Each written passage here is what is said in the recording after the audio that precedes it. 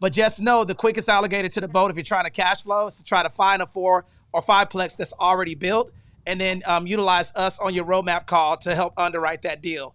And then also put his number, send him a text message in the CRM to see who he talked to. And then also we'll make sure that you get a hold of me, Ian, or Bruno, because you can 100% build a multifamily with the VA construction loan. But just like Ian said, you have to have 6 months reserves of the monthly payment, and then you have to have property management experience, but there's a way around that, okay? And one thing I could add to you from just the perspective of profitability, because ultimately that's what you're trying to do, right? You're trying to make money off of it. If you do build something, yeah, you'll have it for a very long term, but really plan out your timeline that you'll be at that property. Because, if you have to rent for a year, because you're not going to be out of the ground for, 1 to 3 months. You probably have another 6 months worth of 6-7 months of construction. If you're lucky and you got a really fast crew. So, if your rent in that area is like $3,000, you're going to be out of it for a year. You just burnt up 36 waiting to get into something else. So you might even be able to find a better play, to go back to Tony's perspective of finding one that's already built. And in that meantime that it would take to build one, you might even be able to get a different investment cooking. So that way in the big picture, you are more profitable at the end of it. And I appreciate that. I'm not opposed to just getting into something that's already built. Just looking at options and going to run the spreadsheet and figure out what the actual numbers look like. So I appreciate that. Good. Hey, good, man. And congratulations on the roadmap call, man. And I'm glad. See, people like you understand. Like a lot of people that they are afraid to invest right now. And I think ultimately, what is the quickest? What is the fastest way? And that's a straight line. Get the property, get your corporate structure set up, get in the wealth formula, and then we're going to help you underwrite those deals so you know what you're looking for. Okay. All right, I appreciate that. I'm already in the wealth formula, so I'm looking. Okay. Looking All right. Oh, Congratulations, nice. brother. Okay. Look forward to seeing you there, man. Okay. So if you guys are on if you're on the Zoom right now, please raise your hand, guys. And be in the queue for rapid fire Q&A. All right. So if you have a question, go ahead and either come up to the stage, ask your question. This is VA loan and business Q&A. All right. So before we get started, because we're on different social media platforms also, Ian, can you introduce yourself, please? Hey, everybody. Good evening. This is Ian Jensen. I am real estate investor, real estate sales professional, and real estate educator. All right, we're coming here from Tony's beautiful backyard to bring you all kinds of information so that you can answer any kind of business and real estate questions you got. So ultimately, we can get you more money. All right, so that's the big play. We appreciate you guys being here. If you know anybody else who could benefit from this, share it out so that way they can come here and get exposed. And if you are on the Zoom, all of our social medias are at the top. So make sure you're following along for more good quality content. Thank you. Okay, who has the next question? Raise your hand, please. Okay. Would you recommend switching to a mortgage? Do you see that question? Would you recommend switching mortgages to if your VA loan falls in line with other lawsuits you mentioned in the last Zoom? Okay. What does it say? Would you recommend switching mortgages if your VA loan falls in line with one of the lawsuits mentioned in the last Zoom? Yes, I can answer that one. Absolutely, right? So now, when you say that, right? So this is where, guys, you got to understand the terminology for things to understand exactly what you're asking, right? So if you're saying like switching loans, meaning that if you've closed on a loan, it doesn't matter because that's that ship has sailed already. So for those of you that are tapping in and you are with certain companies that Anthony talked about during the class on things that are pending, right? So legal action that are pending against them, I would tell you, yeah, absolutely, right? Like right now is a time for you to jump ship. Connect with us so we can give you guys one, advice and some gems that will not be facing legal pursuit. Number one, right? But two, I'll tell you that. I'll tell you guys this though. It's having somebody who is going to be in your corner, right, is incredibly crucial. But that really understands this, Okay, so believe it or not, there's one of the companies, and I'm not going to name names. Tony probably will, but one of the ones that we talked about that was facing a lawsuit right now, right? Veterans United.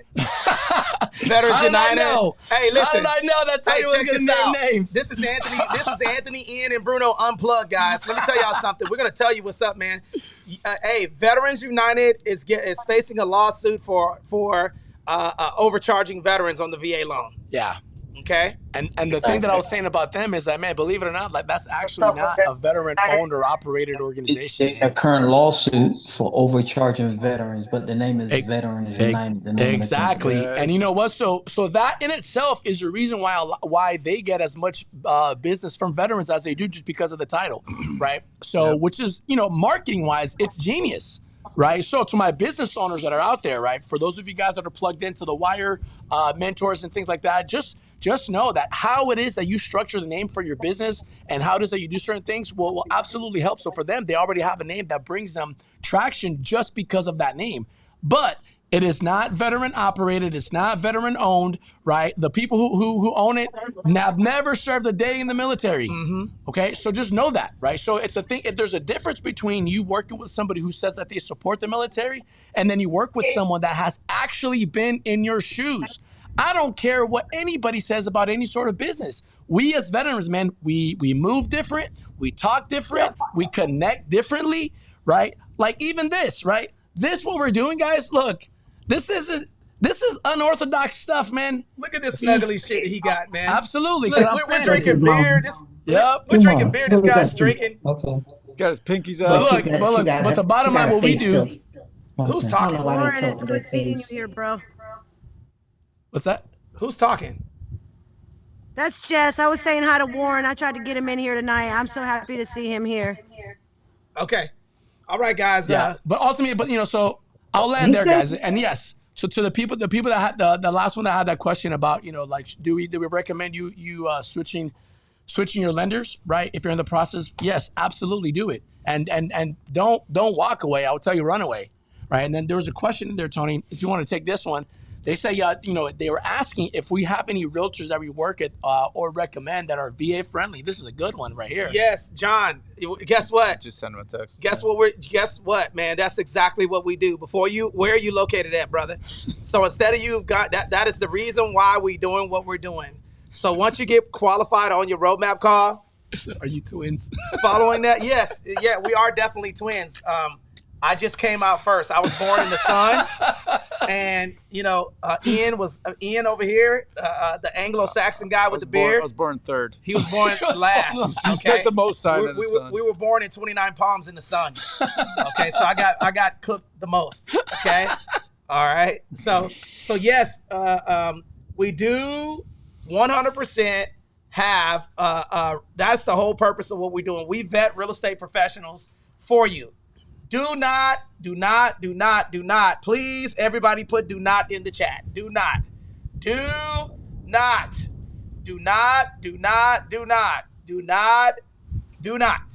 Okay? Do not. Pick your own real estate professional.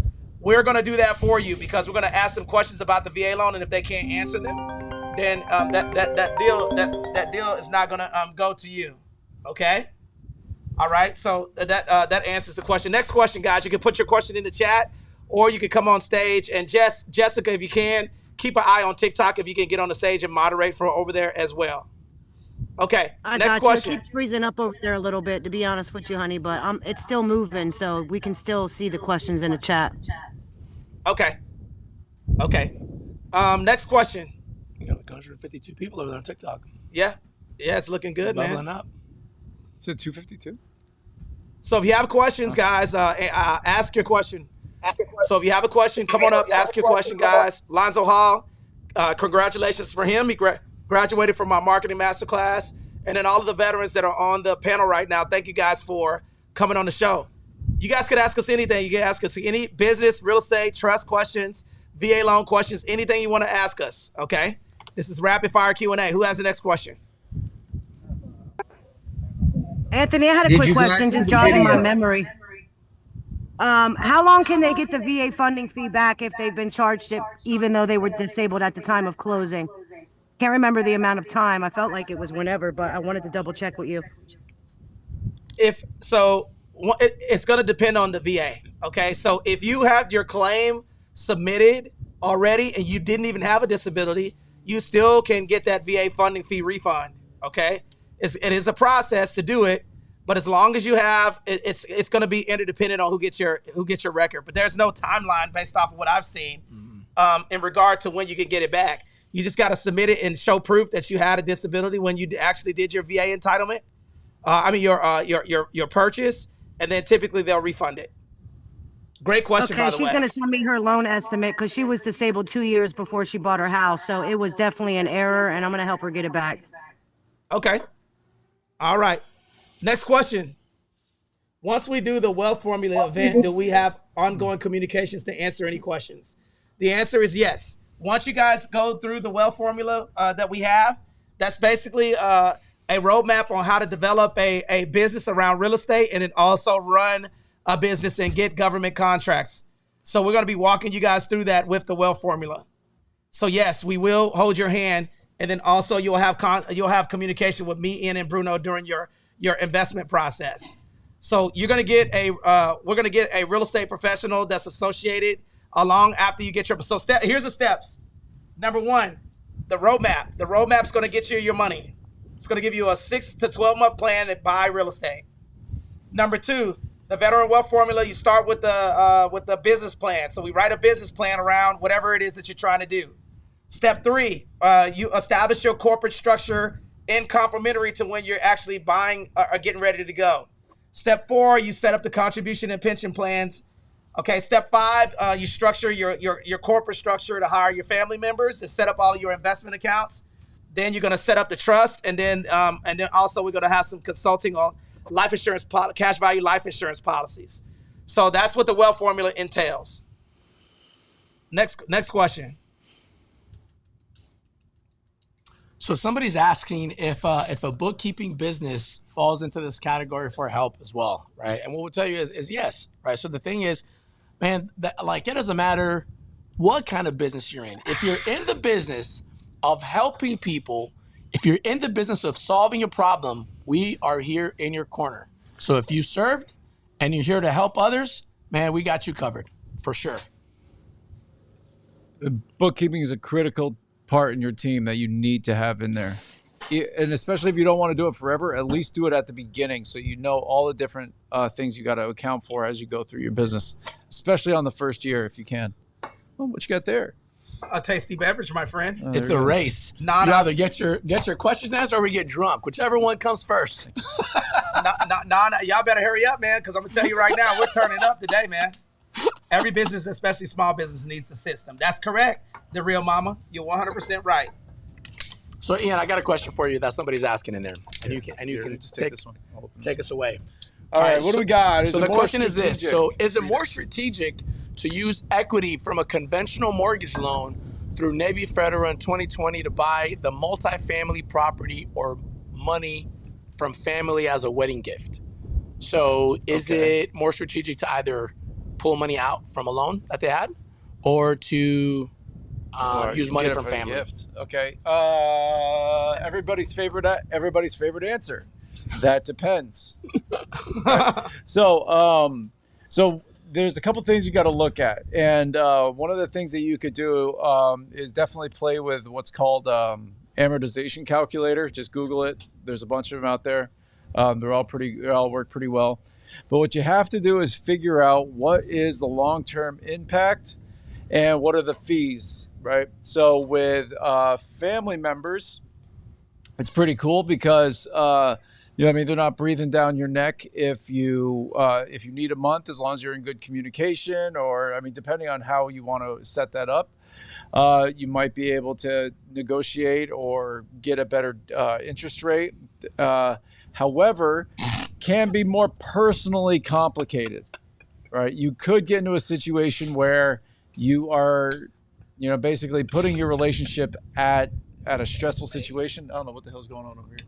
And then, but with a conventional mortgage loan, if you do that, you could have an opportunity to build a relationship with a bank, and you're not complicating things. And then you also have the ability to start using that mortgage fees and those mortgage interest rates as a tax deduction for the big picture.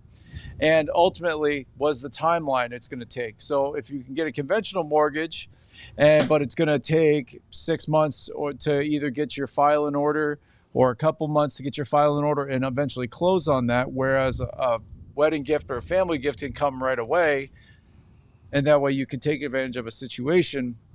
So you kind of have to look at it from a global perspective of what are the fees, what's the impact of the borrowing, how quickly do you need it, and how present do you want that on your credit profile? Because a family gift is great, but then it's also not on the books too. So that way, if you have to borrow more, it's not being reevaluated. However, it is an obligation that you have to maintain awareness of. Okay, so I have a question. What the hell you? Yes, what's your question? First of all, I don't know what's so funny. So, I hear this often, and I have no clue what it is. What is a DSCR loan, and can a first-time home buyer use that? It's actually harder for a first-time home buyer to use that. Debt service coverage ratio loan. That's what it is, and essentially that's for pretty much an investor. Okay, so that means that you have a tenant in the property. Does the debt cover the service of the loan? Okay, if you have a single family home and you have tenants in it and you want to get a loan against that, that's essentially what that is. It's not for owner occupant people that are owner occupying properties. It's typically for investors. Home equity line of credit is the way to go, though. Now, it's debt service coverage ratio loan. The DSCR is different when you're talking about multifamily, though. Okay, Those aren't bad. So, but Lonzo, do we want to? Did you want to explain a little deeper about how they qualify it? No. Okay. No. For another time. Yeah. So DSCR loans are, they sound fancy and all of that other stuff, but typically that's for investment. That's exactly what it is. Does the debt coverage the service of the loan? They are more expensive. Yes. Next question. Good question, Lonzo. If you guys are here and you want to ask us questions, come on up. Okay, yeah. We're answering questions that you want to ask us. It's a time against the clock at this point now before we start making bad jokes. Yes. Yes. We have to call all those 90 people, man. All of them. Next question. What do we got? Come on, bring it up. It's the best way for your VA entitlement back if the non-veteran can just keep the home if you are trying to get out of the VA loan. What's the best way? We got to read the question so everybody can. What's the best way to get your VA entitlement back and then non-veteran to keep the home if you are trying to get out of your VA loan so you can buy a multifamily property? Okay, so Rose, you might have entitlement left. So essentially on your roadmap call, what we're going to do is see if you have entitlement left. A lot of people thinking that you have to free up your VA loan to utilize it again. That's not true. So now, if you have a compromised entitlement, let's just say that you bought a property in North Carolina and then you move to California, the conforming loan limit is going to come into place based off of the location that you're in. Based off of that conforming loan limit, anything above that, you're going to have to pay 25% of the difference. So let's just say that you had $300,000 left on your entitlement and you wanted to buy a $310,000 property. 310 minus 300 is 10 grand. So you would have to bring $2,500 down in order to do that. Now, here's another thing that I want to discuss. Now watch this. What I see a lot of is everybody and their mom and dad advertising the VA assumption loan. Okay? There's a problem with that. Assuming a VA loan, if it's veteran to non-veteran. Okay, let's just say Ian is a veteran. He's selling this house to me. I'm a non-veteran, and I assume his VA loan. Okay? That means that his entitlement is still compromised. The only way you can get a full entitlement back is that it has to be my entitlement has to assume his entitlement. And the difference also is that you have to pay the difference of whatever they're selling it for. Yeah, you get the interest rate, but if they're selling the house, if there's $400,000 left on the loan, and they're selling it for $600,000 and they're doing a VA assumption loan, you're going to have to find out how to get that $200,000 that is missing. Okay, but you can free up your VA loan. Bruno did it, I did it, but just make sure you're doing it the correct way. Did you want to cover anything else with that? Yeah, no, man. So I think so another way for you guys to be able to do it, right, is just kind of thinking, so this is why it's so important for you guys to get on these roadmap calls with us, so that we can help you come up with some ways that are creative, and not necessarily creative in a way of just unique, right? But something like that is actually pretty simple. So if you have a veteran and a non-veteran, okay, that are in with have purchased a property, and the VA loan is on that one, and if you really wanted to get yourself out of it, then it'd be pretty simple. You got to look at what your equity position is, and maybe you just do a conventional refinance, right? A conventional refinance into the name of the other, in the name of the non-veteran, right? But essentially, what that will look like, it's as if you're doing a sale, right? So things you're going to want to consider is obviously the amount. Does it trigger a reassessment of value when it comes to the taxes, and just a few other intricacies that you're going to want to kind of plan around and consider. But incredibly doable. Even if it's sometimes you refinancing it into like you can keep it in your name and refinance it into a conventional. I just did that back in 2022. Right. And then at the time, what I did was, because I had enough equity and the rates were so favorable, I went ahead and I did a conventional cash out. So it was a VA. I did a refinance on it with a cash out into a conventional. And I still had plenty of equity in the property, and I took it $100,000. So I used that for me to be able to go buy more property. So there are a lot of ways for us to be able to do that. Hey. Right. So you got a lot of ways of being able to do that, guys. Why? So we got, all right, so someone's got a question here, right, is if you have a co-signer that is non-veteran and going to live in the house with you, do you have to pay a down payment on half the cost, 5 to 10%? I'm not understanding that. I understand what you're saying. So you're basically saying, okay, 2 veterans live in the property, right? It says if you have a co-signer that is a non-veteran and going to live in the house with you, do they have to put a down payment? If they live in the property, no. But if they're on the loan, yes. So if they're on the loan, they have to put down 12.5%. Oh, okay, I get it. Okay, so if they're on the loan, they put 12.5%. But there is a way not to put the money down. Just put them on title. So 12.5% non-VA co-borrow. That is correct, Jessica. So if it's a non-veteran, it's 12.5%. But here's the plus to that. It's less than 20% conventional. It's lower interest rates than conventional. There's no minimum credit score. There's no maximum loan amount. There's an interest rate reduction refinance loan after 210 days after the first mortgage payment. There's 100% cash out refinance. The list goes on and on and on and on and on in regard to partnering with a veteran. And that's the reason why we have these classes, because there's so much stuff that, on the roadmap call, this is something that you can do. I have a roadmap call set tomorrow at 1. I'll bring both mortgage closings paperwork home with me. Non-veteran needs to file for bankruptcy for the company to save on costs, so it will lower their credit score, messing up the multifamily purchase. Well, the income, here's the cool thing about this. The income of the non-veteran can substitute your income, but the credit cannot. So credit, no. So if you got bad, poor credit habits, then no, the non-veteran cannot substitute for your lack of credit. But credit score doesn't matter. It's just 3 things: ability to repay, no late payments in the last 12 months, and your debt to utilization. Most people say you can only buy a 4-plex with a VA loan and it has to be under one roof. That's not true. You were saying I can get a 5-plex as long as they're on one parcel. That's correct. So McManus, so you can have, a parcel or number. You guys want to take that one? What's a parcel? So an APN, so it's an assessor parcel number. So it's like the equivalent of like a social security number for you, right? It is the parcel number that's associated to each individual property.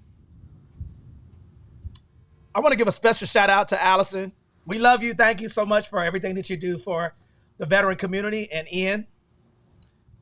And I know that I'm the worst person, but Allison, I appreciate all of the work that you do. God bless you. So that answers the question. Next question. Cash out is a refinance. Next question.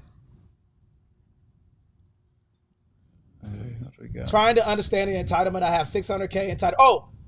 The fourplex. So going back to that, you can have two. You can have a threeplex and a twoplex as long as it's zone residential.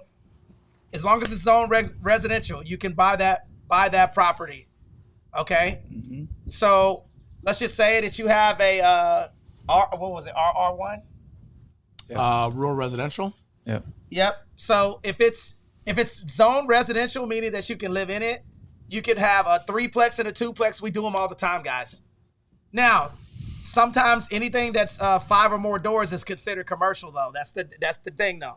Mm-hmm. So that's where you're gonna find a roadblock there. And that fifth door has to be a business. It cannot be another residential.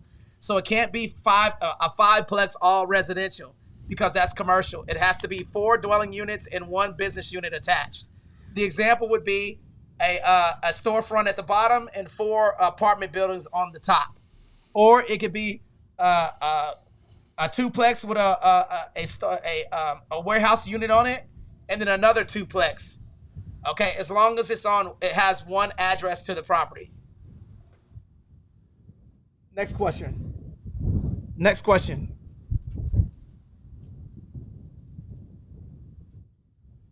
All right. Come on, y'all. Hit us with the questions.